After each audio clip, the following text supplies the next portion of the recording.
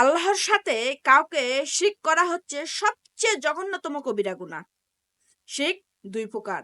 ১ নম্বর শিরক আকীদাগত শিরক, অর্থাৎ আল্লাহ ব্যতীত অন্য কাউকে আল্লাহর সমতুল্য মনে করা এবং তার ইবাদত বা উপাসনা করা।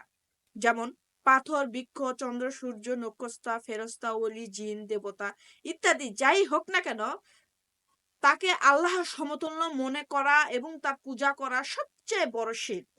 আল্লাহ তাআলা বলেন সূরা আন-নিসা আয়াত ৪৮ এ, নিশ্চয় আল্লাহ তার সাথে কাউকে শিরক করার গুনাহ মাফ করেন না। এর চেয়ে নিম্ন পর্যায়ে যে কোনো গুনাহ যাকে ইচ্ছা তিনি মাফ করে দেন। দ্বিতীয় প্রকারের শিরক হচ্ছে লোক দেখানোর উদ্দেশ্যে নেক আমল করা।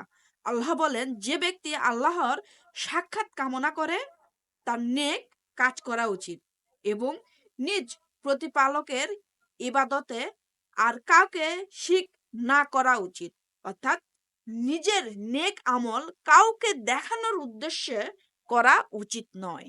এই হাদিসটি শেয়ার করুন, নিজের সওয়াবের ভাগীদার হন, অপরকেও সওয়াবের ভাগীদার করুন আর অবশ্যই সাবস্ক্রাইব করবেন।